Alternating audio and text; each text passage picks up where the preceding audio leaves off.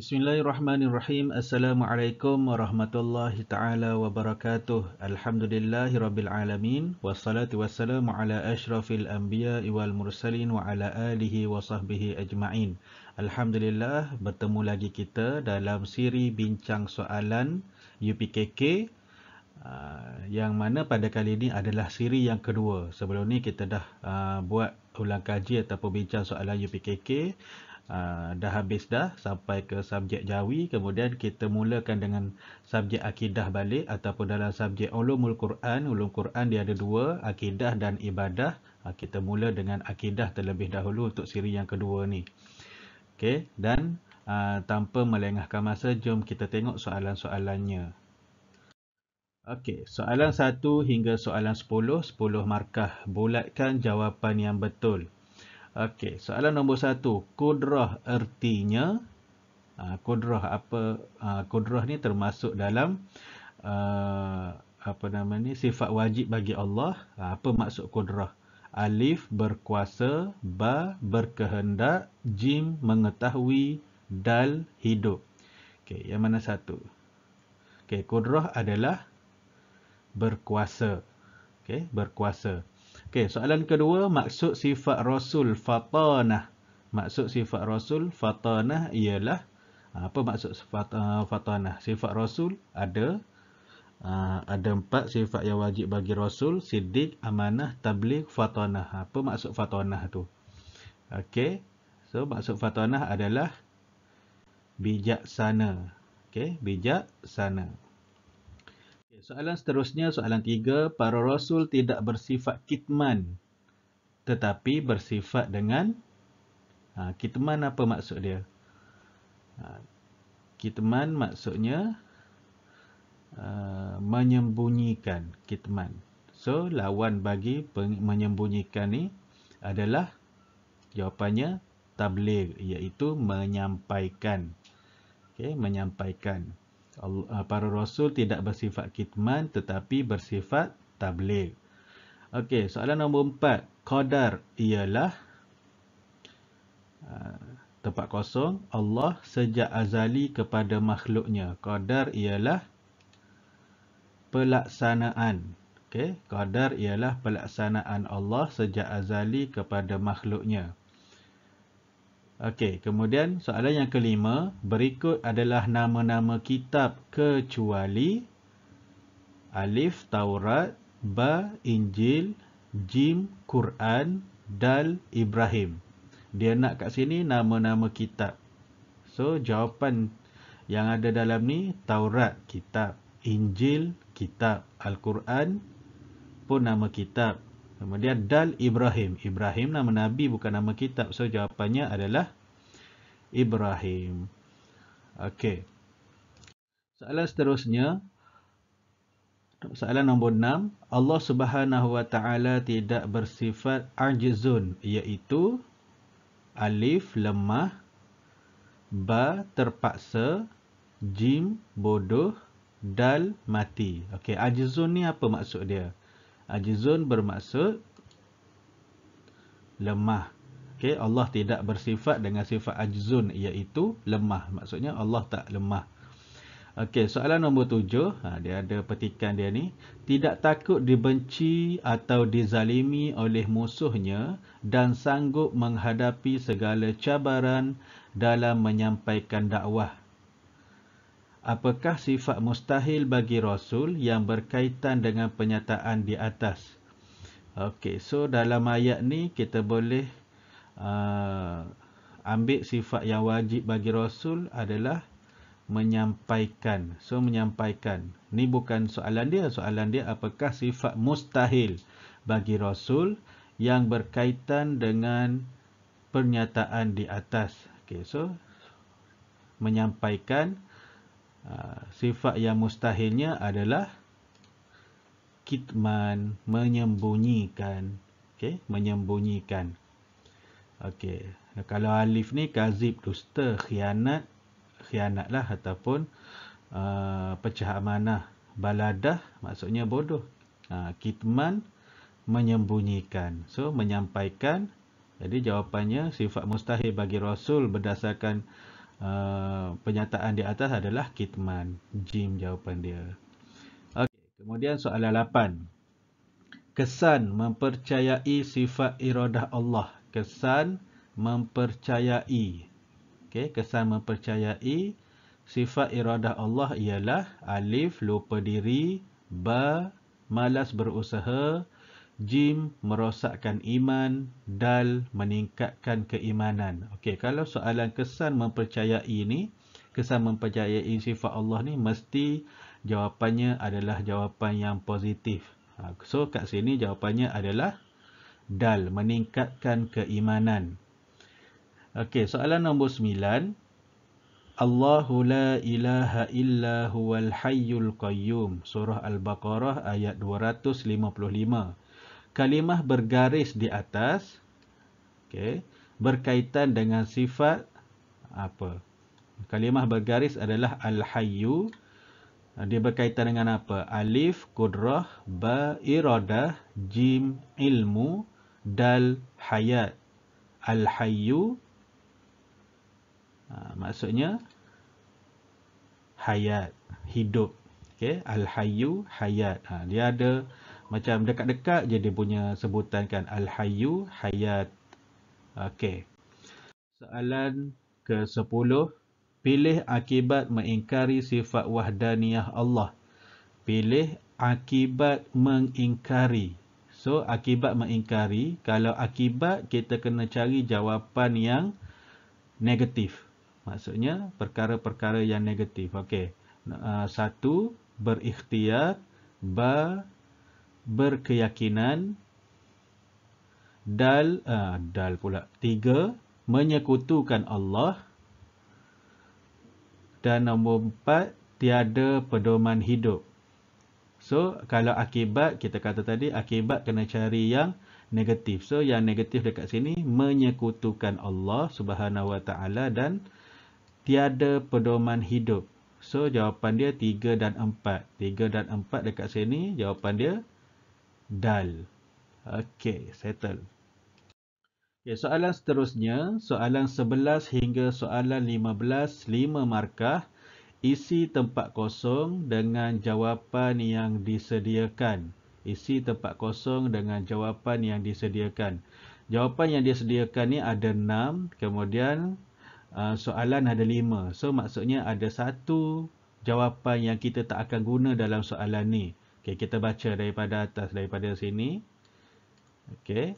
Maksum, mustahil, perhitungan, baqa', pembalasan dan terbatas. Okey, itu 6 pilihan jawapan yang dia bagi. Okey, kita baca soalan nombor 11. Soalan nombor 11, Yaumul Jaza' artinya hari apa? Yaumul Jaza'. Yaumul Jaza' ni salah satu daripada nama-nama hari kiamat. Tapi Yaumul Jaza' ni apa maksud dia? So, Yaumul Jaza' adalah hari pembalasan. Okey, hari pembalasan. So, kita tanda. Okey, yang ni dah dijawab, pembalasan. Kemudian soalan nombor 12. Semua Nabi dan Rasul bersifat, semua Nabi dan Rasul bersifat apa? Maksum, mustahil, perhitungan, baqa', terbatas. So, semua Nabi dan Rasul bersifat maksum, terpelihara daripada melakukan dosa. Okay. So, kita tulis kat sini maksum. Okay, kita dah tanda maksum ni, kita dah guna. Okey, kemudian soalan nombor 13. Karahah. Karahah ialah sifat apa bagi Allah? Karahah adalah sifat wajib ke? Soal jawapan wajib tak ada. So, yang ada jawapan adalah mustahil. So, sifat karahah ialah sifat mustahil bagi Allah. So, Allah ni tidak bersifat dengan sifat karahah ataupun terpaksa. Betul ke terpaksa? Okey. Soalan nombor 14. Okey, soalan nombor 14, kekuasaan dan kehendak Allah tidak apa? Kat sini, tidak terbatas. Kekuasaan Allah dan kehendak Allah itu tidak terbatas. Okay, so jawapannya adalah terbatas. Kita tanda kat sini. Okey, kemudian ada dua lagi jawapan yang tidak dijawab untuk soalan yang terakhir ni. Soalan nombor 15. Sifat apa, tempat kosong, menunjukkan Allah kekal selama-lamanya. Takkan nak jawab sifat perhitungan. So, jawapannya adalah sifat baqa'. Sifat baqa' menunjukkan Allah Subhanahu Wa Taala kekal selama-lamanya. So, kita tanda. Okey, selesai 5 soalan dah kita jawab. Okey, kita pergi kepada soalan yang seterusnya. Okey, soalan 16 hingga soalan 20, 5 markah. Tandakan right pada penyataan yang betul dan pangkah pada penyataan yang salah. Okey, soalan nombor 16. Yaumul Hasyri ialah nama hari kiamat. Yaumul Hasyri ialah nama hari kiamat. Betul atau salah? Hasyri ni, Yaumul Hasyri, hari perhimpunan. Okey, hari perhimpunan. So, jawapannya betul. Okey, kita tanda right. Kemudian 17. Iradah ialah sifat wajib bagi Rasul. Iradah ialah sifat wajib bagi Rasul. Betul ke salah? Iradah ni sifat Rasul ke sifat Allah? Iradah sifat Allah. So, jawapannya salah. Okey, nombor 18. Pengetahuan Allah Subhanahu Wa Taala meliputi semua perkara. Pengetahuan Allah Subhanahu Wa Taala meliputi semua perkara. Maksudnya Allah tahu semua perkara yang terselindung ke, yang gaib ke, semua Allah tahu. So, jawapannya adalah betul. Okey. Nombor 19. Berkehendak adalah sifat harus bagi Rasul. Berkehendak adalah sifat harus bagi Rasul. Betul ke sifat harus berkehendak? Berkehendak adalah sifat wajib bagi Allah. Okey, so jawapan bagi soalan nombor 19 ni adalah salah. Okey, soalan nombor 20. Kitab Al-Quran diturunkan dalam bahasa Arab. Kitab Al-Quran diturunkan dalam bahasa Arab. Betul lah kan yang kita baca hari-hari tu? Okey, kitab Al-Quran tu, yang kita baca Quran tu, dalam bahasa Arab. So, jawapannya betul. Okey, seterusnya. Soalan nombor 21 hingga soalan 25, 5 markah. Padankan bahagian alif dan bahagian ba. Okey, so padankan ni adalah sama maksud dengan suaikan. So, ingat, kalau soalan suaikan, gunalah pembaris. Okey, biar terang. Nanti senang pemeriksa nak menanda kertas awak. Okey, guna pembaris. Okey, soalan nombor 21. Tabligh. Tabligh maksudnya, ini salah satu daripada sifat wajib bagi Rasul. Tabligh maksudnya menyampaikan. Okey, kemudian soalan nombor 22. Fatanah. Fatanah maksudnya bijaksana. Okey, fatanah maksudnya bijaksana. Kemudian soalan nombor 23. Kazib. Kazib maksudnya dusta. Okey, soalan nombor 24. Kitman. Kitman maksudnya menyembunyikan. Baladah. Okey, soalan nombor 25. Baladah. Jawapannya adalah bodoh. So, kalau kita tengok kat sini, tabligh, fatanah, kazib, kitman, baladah. Kalau dalam soalan-soalan yang sebelum ni tadi, dah banyak kali dah disebut. So, mungkin ada juga soalan yang berulang dan bentuk soalannya lain. So, kita kena semak betul-betul jawapan kita tu apa. Okey, selesai soalan suaikan. Okey, seterusnya, soalan nombor 26, 5 markah. Gariskan. Okey, dia suruh gariskan jawapan yang betul. Okey, soalan gariskan ni juga, kalau boleh pakailah ataupun gunalah pembaris. Biar garisan kita tu menjadi satu garisan yang lurus. Okey, nombor 1. Hayat Allah Subhanahu Wa Taala ada atau tiada tempoh masa. Hayat ni maksudnya hidup. Hidup Allah tu ada tempoh masa ke tiada tempoh masa? So jawapannya adalah tiada. Okey, gariskan tiada. Okey, soalan kedua. Maksud mubram atau muallaq ialah ketentuan yang tidak boleh berubah.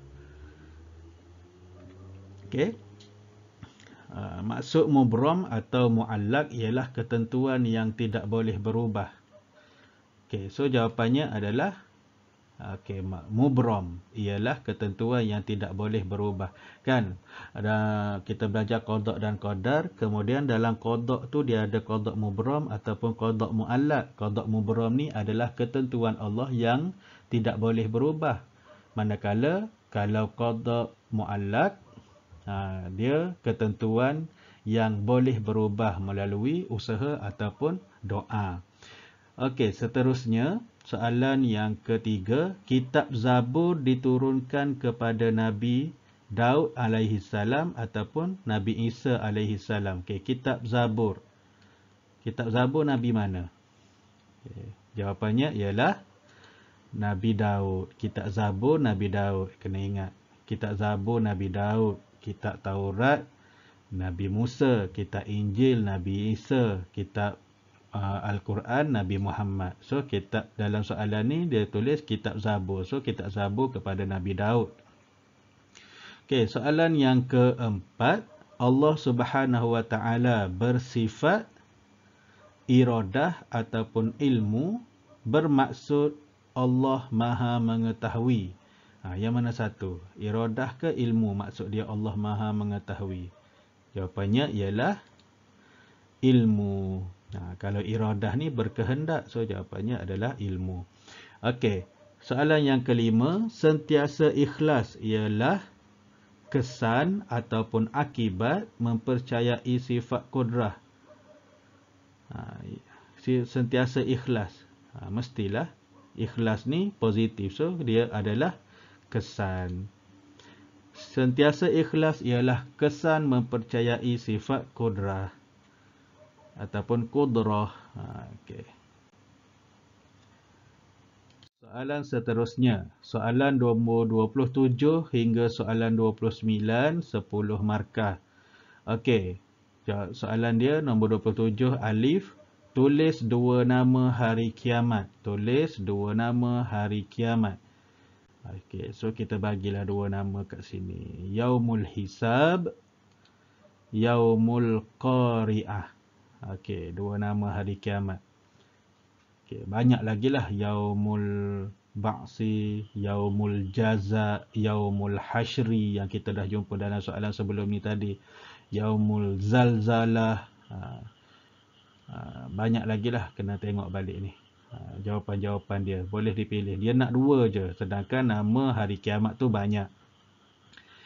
Okey. Kemudian tulis dua nama Rasul Ulul Azmi. Tulis dua nama Rasul Ulul Azmi. Rasul-Rasul Ulul Azmi ni ada 5. So kita pilih dua je nak letak dalam jawapan ni. Antaranya ialah Nabi Muhammad dan Nabi Isa. Antara lain nama Rasul Ulul Azmi yang lain, boleh tambah Nabi Nuh ataupun Nabi Ibrahim dan Nabi Musa seorang lagi, kan.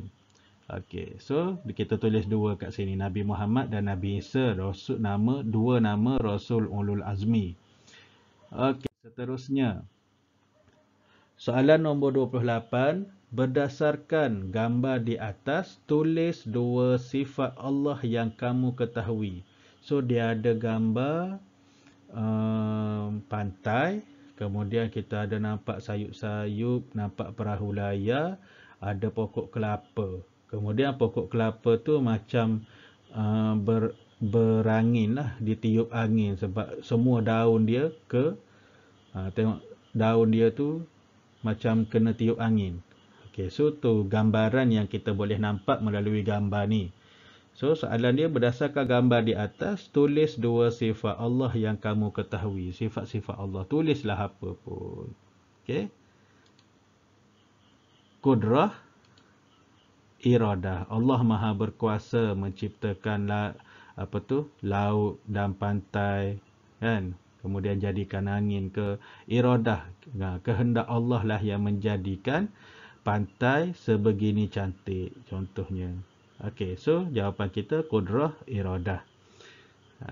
Mungkin juga boleh kita tulislah sifat-sifat Allah yang lain. Okey, kemudian nombor 29, nyatakan dua sifat harus bagi Rasul.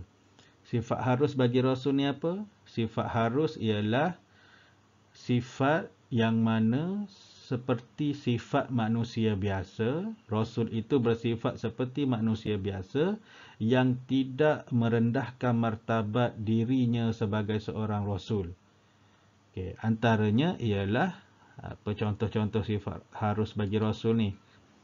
Berkahwin, bekerja, ataupun kita nak tulis mengembala ke, mencari rezeki ke, makan ke, minum ke, tidur ke, berehat ke. Okey, tu tak menjejaskan martabat diri seorang Rasul tu. Okey. Kemudian ni yang terakhir dah ni. Okey, soalan nombor 30. Isi tempat kosong berdasarkan pilihan jawapan yang disediakan. Isi tempat kosong berdasarkan pilihan jawapan yang disediakan. So, dia dah bagi pilihan jawapan. Kita cuma ambil daripada pilihan jawapan yang ada ni. Kemudian masukkan ke nombor-nombor ni. Dah diberi garisan-garisan dia ni, kena masukkan kat sini. So, yang dia nak adalah nombor 1, alif, ilmu Allah. Yang kedua, ilmu manusia. So, berdasarkan apa yang pilihan jawapan dekat sini, kita kena tentukan sama ada dia jawapan tersebut berada pada ilmu Allah ataupun diletakkan kepada ilmu manusia. Okey, kita baca dulu jawapan-jawapan yang dia telah berikan. Tidak mengetahui perkara gaib, tidak mengetahui perkara gaib, mengetahui perkara gaib, tiada perantaraan, ada perantaraan, ada permulaan, terbatas, sentiasa benar, boleh jadi benar atau salah, tiada permulaan dan tidak terbatas. Okey. So, kalau kita tengok soalan yang ni, jawapan dia yang ni kita baca daripada atas ni dulu. Okey, tidak mengetahui perkara gaib. Tidak mengetahui perkara gaib ni adalah ilmu manusia. Okey, ilmu manusia. Kemudian yang kedua, mengetahui perkara gaib. Mengetahui perkara gaib ni Allah lah. Allah tahu semuanya. So, kita tulis dekat ilmu Allah. Okey, kemudian yang ketiga ni, tiada perantaraan. Tiada perantaraan. Okey, ilmu siapa? Ilmu Allah ke ilmu manusia? Tiada perantaraan. Ilmu Allah. Okey, tiada perantaraan adalah ilmu Allah. Maksud tiada perantaraan ni, Allah tak memerlukan siapa-siapa untuk dia belajar. Ataupun Allah tu maha mengetahui tanpa bantuan daripada siapa-siapa. Sedangkan kita kena ada perantaraan. Okey, so kita baca dulu. Okey, jawapan yang keempat, ada perantaraan. So, kita letak dekat ilmu manusia. Ada perantaraan. Okey, kita nak dapat sesuatu ilmu tu mesti melalui perantaraan. Kita kena belajar dengan guru. Okey, kita kena pergi sekolah baru kita dapat ilmu. Okey, seterusnya ada permulaan. Ada permulaan ni sesuai dengan ilmu Allah ke ilmu manusia? Ada permulaan. Permulaan ni maksudnya daripada tak pandai kepada pandai. Daripada tak tahu kepada tahu. So, ada permulaan ni sesuai untuk ilmu manusia. Okey, ada permulaan. Kemudian, jawapan yang seterusnya, terbatas. Okey, terbatas ni maksudnya ilmu tu terbatas. Ilmu Allah ke ilmu manusia yang terbatas? Ilmu manusia. Okey, kita isi lagi dekat ilmu manusia. Kemudian jawapan yang seterusnya, sentiasa benar. Sentiasa benar ni ilmu Allah lah. Sentiasa benar apa yang Allah bagi tahu kepada kita tu semuanya betul-betul semua. Okey, kemudian seterusnya, boleh jadi benar atau salah. Boleh jadi benar atau salah adalah ilmu manusia. Okey, samalah apa yang contohnya kawan kita cakap. Kita kena fikir dulu, betul ke tak betul apa yang dia cakap tu. Boleh jadi benar ataupun boleh jadi salah. Tapi kalau ilmu Allah, apa yang Allah bagi tahu kepada kita melalui Al-Quran ataupun apa yang telah diwahyukan kepada Nabi Muhammad adalah semuanya benar. Okey, kemudian jawapan seterusnya, tiada permulaan. Tiada permulaan ilmu Allah, tiada permulaan. Dan tidak terbatas, ilmu Allah juga tidak terbatas. Okey, so selesailah kita jawab soalan ni. So kalau kita tengok ilmu Allah, perbezaan ilmu Allah dan ilmu manusia. Kalau dekat ilmu Allah ni, dekat sini, mengetahui perkara gaib, tiada perantaraan, sentiasa benar, tiada permulaan dan tidak terbatas. Manakala kalau ilmu manusia, kat sini, tidak mengetahui perkara gaib, ada perantaraan, ada permulaan, dan ilmu manusia juga terbatas dan boleh jadi benar atau salah. Okey. Selesai kita 30 soalan bagi akidah. Okey. So, itulah saja perkongsian kita pada kali ini berkaitan dengan bincang soalan UPKK, subjek ulum Quran dalam bahagian akidah. Okay, semoga kita bertemu lagi. InsyaAllah kita akan sambung untuk bahagian ibadah juga. Okay, stay tune. Dan jangan lupa subscribe untuk dapatkan video-video perkongsian yang seterusnya. Semoga bertemu lagi. Assalamualaikum warahmatullahi taala wabarakatuh.